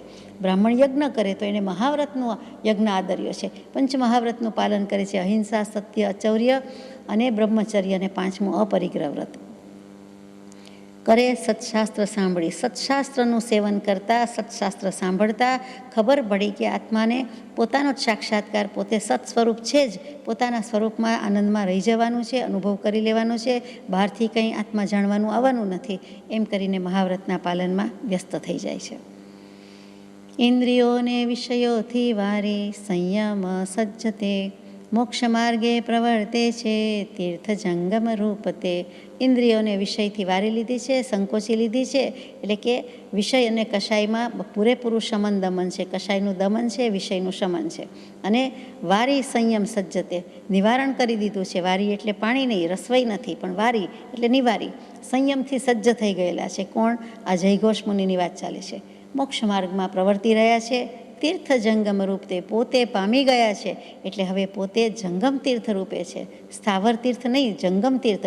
દેરાસરજી, ઉપાશ્રયજી અથવા કોઈ પણ જે સિદ્ધ ક્ષેત્ર વગેરે કહીએ છીએ, ડુંગર ચડીએ છીએ, પહાડની યાત્રા કરીએ છીએ, બધા જંગમ તીર્થ છે. એમ જંગમ નહીં, એ બધા સ્થાવર તીર્થ છે, પણ આ તો પોતે જંગમ તીર્થ છે. હરતું ફરતું હાલતું ચાલતું જીવતું જાગતું તીર્થ છે. તરતા જાય છે અને તારતા જાય છે. એટલે અહીંયા હજુ હમણાં તો જય ઘોષ સામાન્ય બ્રાહ્મણ હતા, ત્યાં તો બોધ પામી ગયા, દીક્ષા લઈ લીધી અને જ્ઞાનની પ્રાપ્તિ થઈ ગઈ. વારાણસી પુરી માતે વિહાર કરતા ગયા, ગામ બહાર ઉદ્યાને યાચીને સ્થળ ઉતર્યા. એ જ વારાણસી નગરીના બ્રાહ્મણ વિહાર કરતાં કરતાં ત્યાં પહોંચે છે કે જ્યાં બીજો ભાઈ પણ છે, વિજય ઘોષ. ગામ બહાર જે ઉદ્યાન છે, બગીચો છે, પાર્ક કહેતા હશો, જે કહેતા હશો તે યાચીને સ્થળે ઉતર્યા. એટલે એમનેમ તો એમને લેવાય નહીં, વપરાય નહીં. એટલે નાનામાં નાના બાળકને પણ પૂછીને એની આજ્ઞા લઈને ત્યાં ઉતરાય. એટલે કે યાચીને શબ્દ આવ્યો છે કે આજ્ઞા લઈને, સંમતિ લઈને તે સ્થળે ઉતર્યા છે. એક માસ અનાહારી તપના શુભ પારણે, ભિક્ષાર્થે ચાલતા આવ્યા વિજય ઘોષ બારણે. વિજય ઘોષ જે ભાઈનું ઘર છે ત્યાં ભિક્ષા માટે આવી ચડ્યા. કેવી રીતે? તો કે 1 માસની ત્યાં સ્થિરતા કરી, 1 મહિના સુધી અનાહારી તપ, એટલે આહાર વાપર્યો નથી, એટલે કે ચોવિયાર નથી કીધો પણ અનાહારી તપ કીધું, એટલે માસક ક્ષમણ કર્યું છે. બીજા 3 આહારનો ત્યાગ છે પણ પાણીની છૂટ છે. એટલે કે ઉપવાસ કર્યા છે, 1 માસના ઉપવાસી છે, માસક ક્ષમણ કરી દીધું છે. અને એનું પારણું આવ્યું અને ભિક્ષા માટે વિજય ઘોષના બારણે આવીને ઊભા. મલિન કૃષભાઈને યતિ વેશે ન ઓળખે, વિજય ઘોષ બોલ્યો કે ભિક્ષુ યજ્ઞન પારખે. મલિન છે, ગંદા કપડાં થઈ ગયેલા છે, અથવા તો મલિન વસ્ત્ર છે, સાફ સુથરા તો હોય પણ સ્વચ્છ એકદમ વ્હાઇટનેસ નથી, અથવા તો એકદમ જ ઇસ્ત્રી કરેલા કે આર કરેલા કે સ્ટાર્ચ કરેલા નથી. ક્યાંથી હોય? તો કે એવા જોઈને, અને કૃશ કાયા થઈ ગઈ છે અને એવા મહિનાના ઉપવાસ કર્યા છે, તો એવા મલિન અને કૃશ કાયા દેહધારી ભાઈને જોઈને પાછા મુનિવેશમાં જોયા છે, એટલે ઓળખી શકતા નથી. તો વિજય ઘોષ બોલે છે કે હે ભિક્ષુ, મુનિ છો, ભિક્ષુ છો એ તો સમજાય છે, દેખાય છે. યજ્ઞ ન પારખે, તમે અત્યારે પધાર્યા છો પણ હું યજ્ઞ આદરીને બેઠો છું, દેખાતું નથી, ઓળખતા નથી, તમે પરીક્ષા કરી શક્યા નહીં, તમને પરખ નથી કે આ યજ્ઞ ચાલે છે, અત્યારે આ બધું ચાલે છે. યજ્ઞ ન પારખે. તને ભિક્ષા નહીં આપું, કોઈ બીજે સ્થળે જજે, અહીંની આ રસોઈ તો શ્રેષ્ઠ બ્રાહ્મણ કાજ છે. આ બધી રસોઈ છે એ બધી તો આ શ્રેષ્ઠ બ્રાહ્મણ છે એના માટે છે. આ બધા યજ્ઞોપવિત સંસ્કારવાળાની છે, આ ઋત્વિજોની છે, આ પુરોહિતોની છે, આ યજ્ઞ આચરનારા આદરનારાની છે. તારા માટે, તમારા માટે નથી. કોઈ બીજે સ્થળે જજો. આ ઓળખાણ નથી પડતી એમ સૂચવે છે. વેદ પારગ યજ્ઞાર્થી જ્યોતિષાંગ ભણેલ છે, ધર્મજ્ઞ સ્વપર ત્રાતા યજ્ઞ યોગ્ય ગણેલ છે. પોતે જ પાછું જ્ઞાન આપે છે કે વેદ પારગ હોય, વેદ વેદાંતના પંડિત હોય, પાર પામી ગયેલા હોય, એટલે હોશિયાર હોય, બહુશ્રુત આપણે કહીએ છીએ તેવા વિદ્વાન હોય. યજ્ઞાર્થી હોય, જેમ આત્માર્થી મોક્ષાર્થી હોય એમ યજ્ઞની ગરજ હોય, યજ્ઞની જરૂર લાગતી હોય, યજ્ઞની ઈચ્છા હોય ને યજ્ઞ કરતા કરાવતા હોય. જ્યોતિષના અંગનું જેને જ્ઞાન હોય, જે ભણી ગયા હોય, અને ધર્મજ્ઞ, ધર્મ પણ જાણતા હોય, અને સ્વપરતાતા ત્રાતા એટલે સ્વનું અને પરનું રક્ષણ કરી શકતા હોય, તેને યજ્ઞ યોગ્ય ગણેલ છે. એવા બ્રાહ્મણો જ યજ્ઞ કરાવી શકે. તમે શું અહીં પધાર્યા છો? એવા આશયથી કહે છે. તજી આહારની ઈચ્છા કાંઈ ઓછું ન આણતા, સાચું દ્વિજત્વ દર્શાવા પૂછે શાસ્ત્ર પ્રમાણ ત્યાં. કંઈ મનમાં ઓછું આવતું નથી કે પરીશ ભેગો પરીશ, કંઈ નહીં, મેં તો તપને કર્મની નિર્જરા માટે કરેલું છે, તો સંભાવે સહી લીધું, કે એમાં કંઈ એને દુઃખ લાગતું નથી, માઠું લાગતું નથી. આહારની ઈચ્છાનો પણ ત્યાગ કરી દીધો. આમ પણ આહારનો ત્યાગ, આહારના સ્વાદનો ત્યાગ એ જ ઉપવાસ બરોબર છે. સ્વાદનો ત્યાગ એ જ આહારના ત્યાગ બરોબર છે, ઉપવાસ બરાબર છે. તો આહારની જ ઈચ્છા નથી, તો જે ઈચ્છા છે શું છે? તો કે તપ કોને કહીએ? ઈચ્છા નિરોધો તપ. ઈચ્છાનો નિરોધ કરવો એ તપ છે. તો તપમાં તપ, એમાં 31મો ભેળવવાની જરૂર નથી, પણ તપમાં જ છે. એટલે કે માંસખમણ હજી ચાલુ જ રહ્યું. આહારની કોઈ ઈચ્છા રહી નથી અને મનમાં પણ કાંઈ ઓછું આવ્યું નથી. પણ સાચું દ્વિજત્વ દર્શાવવા પૂછે શાસ્ત્ર પ્રમાણે ત્યાં. હવે પૂછે છે કે તો સાચું બ્રાહ્મણપણું કોને કહેવાય? તમે શાસ્ત્રથી મને કહો, અથવા સાબિતી આપો, અથવા તમે શું સમજો છો, અથવા તમને કેમ લાગે છે, એમ ધીમેકથી વિનયપૂર્વક પૂછે છે. હે બ્રાહ્મણ, કહો શું છે વેદનું, મુખ યજ્ઞનું, નક્ષત્રોનું કહો મુખ, ધર્મોનું વળી મુખ શું? હે બ્રાહ્મણ, તમે આ વેદનું મુખ શું છે, યજ્ઞનું મુખ શું છે, અને નક્ષત્રનું મુખ શું છે, અને ધર્મનું મુખ શું, એ મને કહેશો. હવે મુખ એટલે આપણને તો ફેસ, ચહેરો ને મોઢું યાદ આવે. અહીંયા મુખ એટલે મુખ્ય. મુખ ઉપરથી જ મુખ્ય શબ્દ આવ્યો કે મુખ હંમેશા શરીરમાં જેમ પગ વજન ઉપાડે પણ પહેલી નજર જેમ આંખ ઉપર જાય પણ મુખ ઉપર જાય એમ કહેવાય એઝ એ હોલ.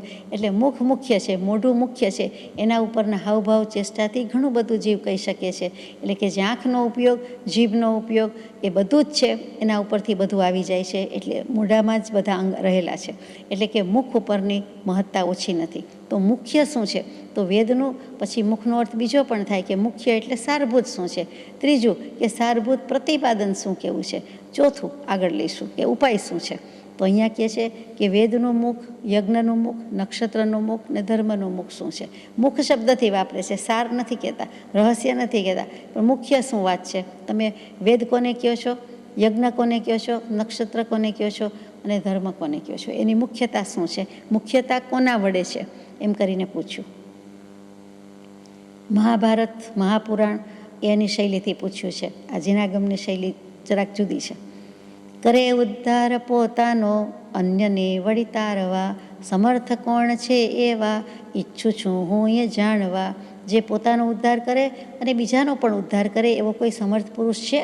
આપ બધા બેઠા છો, બિરાજમાન છો, એમાં કોઈ છે?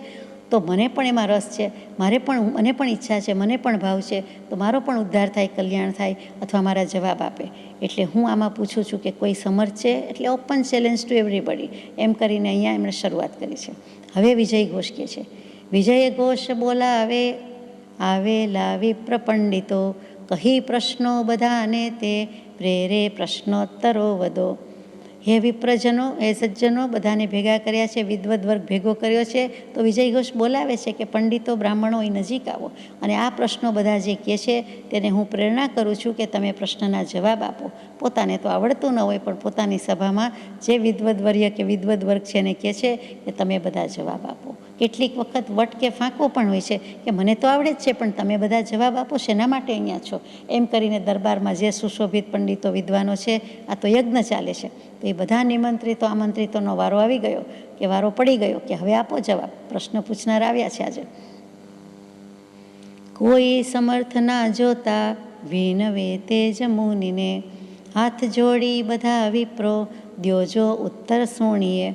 કોઈ સમર્થ નથી, કોઈમાં એ પ્રભાવ કે શક્તિ નથી, એટલે બધા સુગ્ન છે, સંસ્કારી છે, તો તે જ મુનિને વિનવે છે, રિક્વેસ્ટ કરે છે, વિનયપૂર્વક કહે છે, હાથ જોડીને, બે હાથ જોડીને અંજલિપૂર્વક હાથથી કહે છે. બધા જ વિપ્રો, બધા બ્રાહ્મણો એકી સાથે કહે છે કે તમે જો આપતા હોય તો જવાબ આપો, તો અમને સાંભળવાનું મન છે, અમે સાંભળીએ. સાધુ બોલ્યા, કયા સાધુ? જય ઘોષ. સુણો મુખ વેદોનું અગ્નિહોત્ર છે, યજ્ઞાર્થી મુખ યજ્ઞોનું નક્ષત્ર મુખ ચંદ્ર છે. હવે પછી જવાબ આપે છે કે સાંભળો સાંભળો, હું કહું તમને કે વેદોનું મુખ શું છે. વેદ એટલે અહીંયા ઋગ્વેદ, યજુર્વેદ, સામવેદ, અથર્વવેદ. વિદ ટુ નો, જાણવું, એના પરથી વિદ્યા શબ્દ આવ્યા. વેદ કહેતા જ્ઞાન, જ્ઞાનને જ્ઞાન, જેમાં જ્ઞાન જ રહેલું છે તે બધા વેદ એટલે શાસ્ત્ર. તો કે એ બધા વેદોનું મુખ અગ્નિહોત્ર છે. એટલે અગ્નિહોત્ર કહી દીધું. એ જ વસ્તુ ભગવદ્ ગીતામાં 10મા અધ્યાયમાં આવે, નક્ષત્રાણામ અહમ શશી, એટલે કે નક્ષત્રનું કોણ છે એ આ વાત આગળ આવે છે તે લઈએ કે વેદોનું મુખ અગ્નિહોત્ર છે અને નક્ષત્રનું મુખ ચંદ્ર છે. એટલે અહીંયા ગીતાજીમાં પણ એ જ કીધું, કારણ કે મહાભારત, ગીતા વેદાંતના ગ્રંથ જ કહેવાય. જે કાંઈ પ્રસ્થાનત્રયી છે એ જ બધું છે, પુરાણ વગેરે, એટલે એક સરખો જ મત આવે છે. યજ્ઞાર્થી મુખ યજ્ઞનું. પછી યજ્ઞનું મુખ શું છે? તો કે યજ્ઞનું મુખ યજ્ઞાર્થી છે. એટલે કે ત્યાં મુખનો અર્થ ઉપાય થઈ જાય છે. મુખ્ય અને ઉપાય. મોક્ષ મુખ્ય છે એટલે કે મોક્ષનો ઉપાય છે એમ. તો અહીંયા મુખ એટલે યજ્ઞ, યજ્ઞનો ઉપાય. તો યજ્ઞનો ઉપાય કોણ કરે છે? તો કે યજ્ઞાર્થી છે. ને યજ્ઞ ઈચ્છા જાગી છે. આત્મા કોણ પ્રાપ્ત કરે છે? જે આત્માર્થી છે તે. પહેલાં આત્મા જ સાધે છે, પછી મોક્ષાર્થ સાધે છે. એવી રીતે યજ્ઞાર્થી છે. નક્ષત્ર મુખ ચંદ્ર છે. એ જે હમણાં ગીતાજીની સાક્ષી આપી તે કે નક્ષત્રનું મુખ કોણ છે, એટલે કે નક્ષત્રમાં મુખ્ય કોણ છે? કે ચંદ્ર છે, જેને આપણે ચંદ્રમાં કહીએ છીએ. તો કે નક્ષત્રનું મુખ્ય નક્ષત્રમાં કોણ, એનો મુખી કોણ કે મુખ્ય કોણ? તો કે ચંદ્ર. કઈ રીતે? તો કે સૂર્યમાસ અને ચંદ્રમાસ, સૂર્ય પંચાંગ, ચંદ્ર પંચાંગ. આ જે સોલાર સિસ્ટમથી કહેવાય છે તે સૂર્ય ગણતરી છે. જિનાગમમાં લગભગ બધું ચંદ્ર પદ્ધતિથી સંખ્યાથી ગણતરી કરવામાં આવે છે. ઇસ્લામ ધર્મમાં પણ ચંદ્રથી છે, ચંદ્ર દર્શનથી છે. તો ચંદ્ર માસમાં શું આવે કે 28, 29, 29.5 માસનો દિવસનો એક માસ થાય, જ્યારે સૂર્ય ગણતરી પ્રમાણે બરાબર 30 દિવસ કહે છે. આ મોટો ભેદ છે. એટલે જિનાગમ કે જીન પંચાંગમાં હંમેશા 6 તિથિ વધે અને 6 તિથિ ઘટે, એટલે 12 તિથિનો ડિફરન્સ આવે આખા વર્ષમાં. એ 12 દિવસ વધઘટ કરીને હંમેશા બેલેન્સ આઉટ કરવામાં આવે છે. આપ તો જાણો જ છો. આ જીન પંચાંગ જુદું પડે.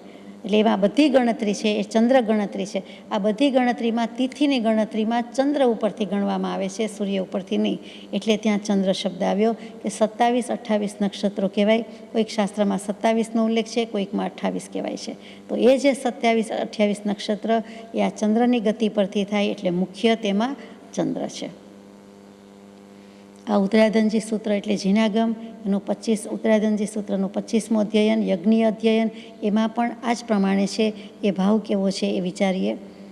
વ્યયાણમ ચ મુહમ બુહિ બુહિ જન્નાણ જમ મુહમ નખત્તાણમ મુહમ બુહિ બુહિ ધમ્માણ વા મુહમ. બુહિ બૃ ધાતુ, બોલવું, કહે છે, ઉચ્ચારાય છે, વધવામાં આવે છે, કહેવામાં આવ્યું છે.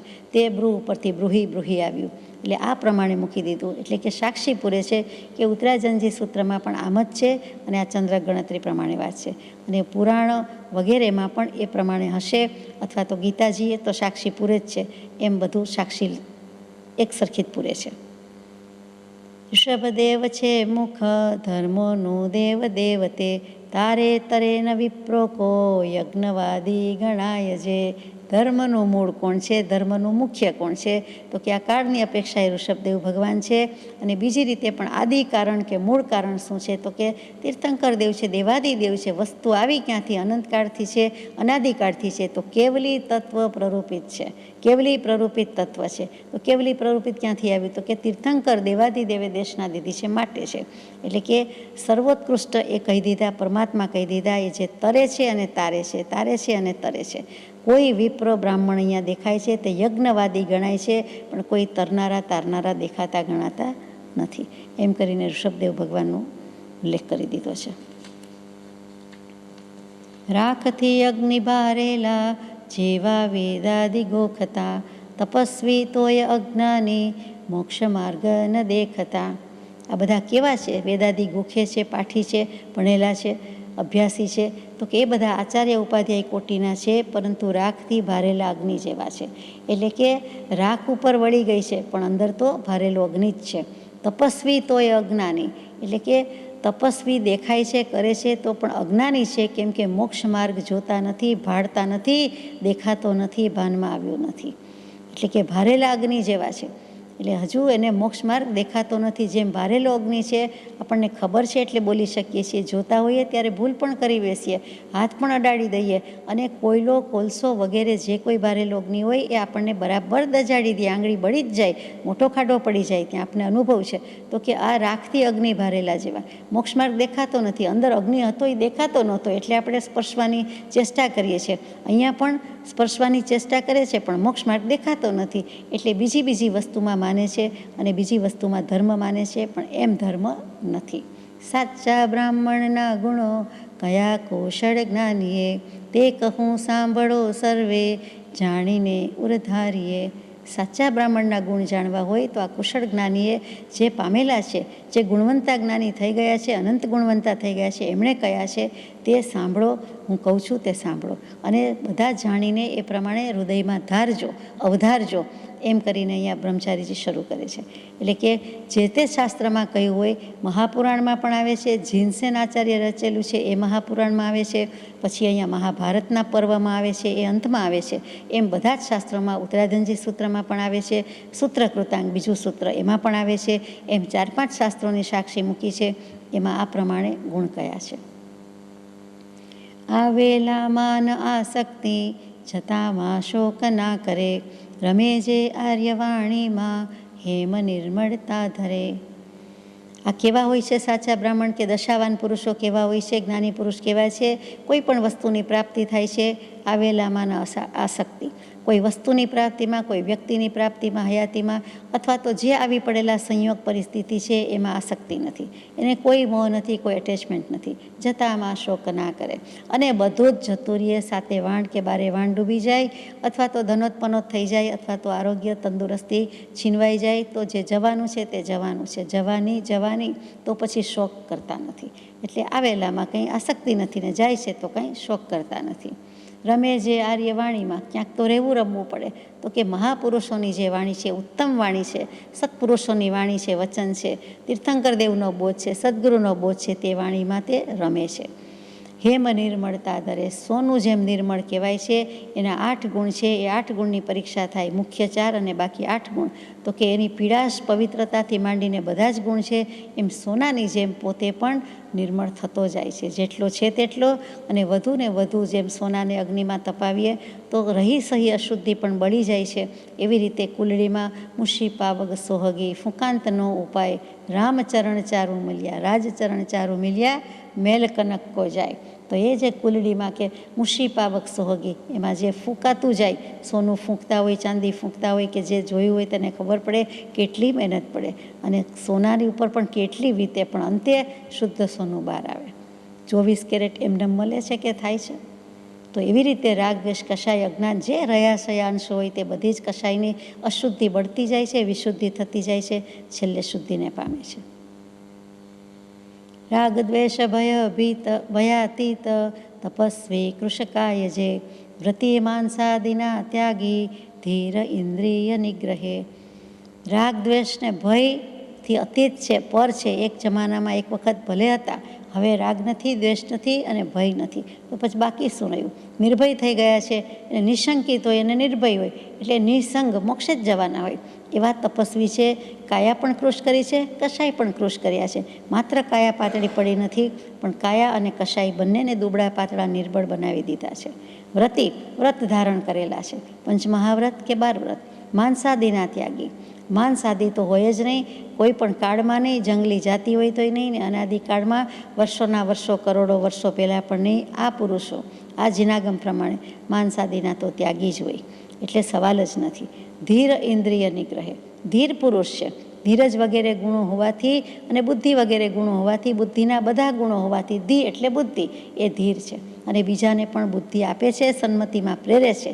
અને ઇન્દ્રિય નિગ્રહ છે, ઇન્દ્રિય ઉપર પણ દમન છે, અંકુશ છે, નિગ્રહ કરેલો છે, નિરોધ કરેલો છે. એવા જે કોઈ છે તે સાચા બ્રાહ્મણની વાત ચાલે છે. સાચો આત્મા થઈને કોણ બેઠો છે, અંતરાત્મા કોણ છે, સમ્યક દૃષ્ટિ કોણ છે, આત્મજ્ઞાની કોણ છે, એના લક્ષણો મૂકી દીધા છે, એક એકથી ચડિયાતા છે. જાણે જીવો વિશે જાજુ, હિંસા ત્રિવિધ ના કરે, હાસ્યથી કે ભયે લોભે, અસત્ય તેન ઉચ્ચરે. જીવો વિશે ઘણું જાણે છે અને કોઈ રીતે હિંસા કરતા નથી, ત્રિવિધ ના કરે, મનથી, વચનથી, કાયાથી, કરવાથી, કરાવવાથી, અનુમોદવાથી, 3 કરણ અને 3 યોગ, એમ 9 પ્રકારે હિંસા કરતા નથી. હાસ્ય કે ભયથી પણ નથી કરતા અને લોભથી કે કોઈ પણ કારણથી અસત્ય બોલતા પણ નથી. એટલે અહિંસા વ્રત પણ લઈ લીધું અને સત્ય વ્રત પણ લઈ લીધું કે આ બંને વચ્ચે જીવે છે, બંને વચ્ચે રહે છે. 3જા મહાવ્રતની વાત મૂકે છે. આપ્યા વિના ન લે કાંઈ, સજીવ નિર્જીવ કદી, દેવો પશુ મનુષ્યોનું મૈથુન સેવતો નથી. દેવો પશુ મનુષ્યો શું મૈથુન સેવતો નથી. કોઈ આપે નહીં ત્યાં સુધી કાંઈ લેતા નથી, એટલે અદત્તા દાન, એટલે વ્રતનું પાલન કરે છે. ચોરી તો ન જ કરે, કોઈનું પડી ગયું હોય તો પણ લેતા નથી. એટલે કે કોઈ આપે તો જ લે, કોઈને પૂછીને જ લે, કોઈની સંમતિપૂર્વક લે. કોઈ જોતું નથી, કોઈની ખબર નથી, માટે લઈ લીધું નહીં. કોઈ પણ પુસ્તક જેવું પુસ્તક પણ સંમતિ વિના લેતા નથી. આપ્યા વિના ન લે કાંઈ, સજીવ નિર્જીવ કદી, સજીવ વસ્તુ લેતા નથી, નિર્જીવ વસ્તુ પણ લેતા નથી. એવી જ રીતે આહાર પાણીમાં પણ એમ જ છે, કોઈ આપે તો લે છે. ઉતરવું હોય, ત્યાં રહેવું હોય તો પણ કોઈની આજ્ઞા લે છે, પછી જાય છે, સીધા એન્ટર થઈ જતા નથી. અને દેવો, પશુ કે મનુષ્યો, એ ત્રણેય સાથે મૈથુન સેવતા નથી. એટલે કે મનથી, તનથી નહીં અને મનથી નહીં. કોઈ વખત વિચાર માત્રથી એમ થાય કે અહો તે દેવદેવી, તો એમ પણ નથી. અથવા તે દેવદેવી પૂર્વનું કોઈ હોય અને લેણું બાકી રહી જતું હોય તો પણ તે એની સાથે એ રીતે સંભોગ કરતા નથી. પશુ સાથે પણ કરતા નથી. એટલે કે પૂરેપૂરું બ્રહ્મચર્ય વ્રત પાળે છે. પાણીમાં પંકજો જેવો, અલિપ્ત કામ ભોગથી, ના ગૃહી ના રસે લુપ્ત, ભિક્ષા જીવી સુયોગથી. પાણીમાં પંકજ જેવા, પંકે જાય તે કાદવમાં જન્મે છે અને પાણીમાં ઉગે છે. તે જે કમળ છે એની દાંડલી એક જોયું હોય તને ખબર છે, ઘણીવાર જોયું હોય તો એ અલિપ્ત જ છે. એ કમળ બહુ મજાનું પુષ્પ છે, એ બોધ જ આપે છે આપણને કે અલિપ્ત જ રહેવાનું છે, ક્યાંય લીપાવા ગુંપાવાનું છે જ નહીં. એટલે કે શ્લેષ્યા થવી જ ન જોઈએ, એ ચિકાસ આવવી જ ન જોઈએ, શ્લેષ્મ કફ કંઈ થવો જ ન જોઈએ. એ બધા શબ્દો એની સાથે બેસે છે, લેશિયા, શ્લેષ્મ, અલિપ્ત અને લીપાવું. એટલે કામભોગથી, વિષય વાસનાથી, જેમ પાણી કે કાદવમાં ઉગેલું કમળ એનાથી બિલકુલ અલિપ્ત છે, અસંગ છે, એવી જ રીતે આ બધા જીવો છે તે પણ કામભોગથી અલિપ્ત રહે છે. ના ગૃહી, ઘરમાં રહેતા નથી, ના રસે લુપ્ત, કોઈ પ્રકારના ષડરસ ભોજન છે એમાં લુપ્ત થતા નથી, લલચાતા નથી, લોભાતા નથી. ભિક્ષા જીવી સુયોગથી, ભિક્ષા જીવી જાય છે, ભિક્ષા ઉપર જીવી જાય છે. સુયોગથી, જે કોઈ સદયોગે મળે છે, સદભાગ્ય મળે છે, તે ભિક્ષા ઉપર જીવન નભાવી દે છે. રસમાં લુપ્ત નથી એટલે જે શાતાગારો કીધું છે, વૃદ્ધિગારો કીધું છે, એમાં પણ લુપ્ત થતા નથી. કેટલીક વખત મુમુક્ષુ જીવ લુપ્ત થઈ જાય છે કે હવે તો આપણે મુમુક્ષુ કહેવાય, હવે સાચો ધર્મ, સાચો પુરુષ મળી ગયો, સાચી શ્રદ્ધા થઈ જાય, બસ કામ થઈ ગયું. અને પછી જે શાતા વેદાય છે એમાં ખડી રહે છે, રોકાઈ જાય છે, તો એ શાતાગારો પણ નકામું છે. એ ગારો એટલે ગારામાં હાથી પેસી ગયો હોય ને હાથીને કાઢવો જે મુશ્કેલ છે એટલા માટે ત્યાં ગારો કીધો છે. એટલે કે ગૃદ્ધિ, જે ગીધ જેવી વૃત્તિ હોય, લોભી વૃત્તિ હોય, આમ શિકાર ઉપર ચીલ ઝડપે આવીને લઈ જાય એવો ગીધડા જેવો કે લોભી, અગર તો ગારામાં પડેલા હાથી જેવો, એ કાંઈ ન કરવું, એટલે એને વૃદ્ધિ, રસ અને શાતા, એ ગારવની મુક્તિ કહેવાય. એ ગારવ શબ્દ જ મજાનો છે, ત્યાં ગૌરવ નથી, પણ એ ભારે થઈને બેઠે છે, ભારે થઈને ફરે છે, તો એ કરવા જેવું નથી. અકિંચન સંસર્ગ ગૃહસ્થોનો કર્યા કરે, સંબંધો પૂર્વના છોડી, આસક્તિ ફરી ના ધરે. અકિંચન, અપરિગ્રહ વચ્ચે, ગરીબ ગાય જેવો નહીં, ગરીબડો જ, કાંઈ જ મારું નથી, દેહ મારો નથી તો મારું શું, મારો એક આત્મા જ છે. એટલે એ રીતે હું શ્રીમંતમાં શ્રીમંત છું અને બાકી અકિંચન છું, એટલે ગરીબ છું અને કોઈ સાથે ગૃહસ્થનો કે કોઈનો સંસર્ગ, સંપર્ક, સંબંધ રાખતો નથી. અને પૂર્વના સંબંધો એ પણ છોડીને આસક્તિ કરતો નથી કે બધા જ કોઈને કોઈ ભવના સગાવાલા છે, હવે સંબંધ પૂરા થાય છે, આસક્તિ રાખવી નથી. અંતમાં આત્મજ્ઞાની શ્રમણ કહાવે, બીજા તો દ્રવ્ય લિંગી રે, વસ્તુગતે જે વસ્તુ પ્રકાશે, આનંદ ઘનમતી સંગી રે. વાસુ પૂજ્ય જીન ત્રિભુવન નામી, ઘન નામી પરનામી રે. આત્મજ્ઞાની છે તે જ શ્રમણ છે, બીજા તો દ્રવ્ય મુનિ કે દ્રવ્યલિંગી છે. સજાત્મ સ્વરૂપ પરમ ગુરુ.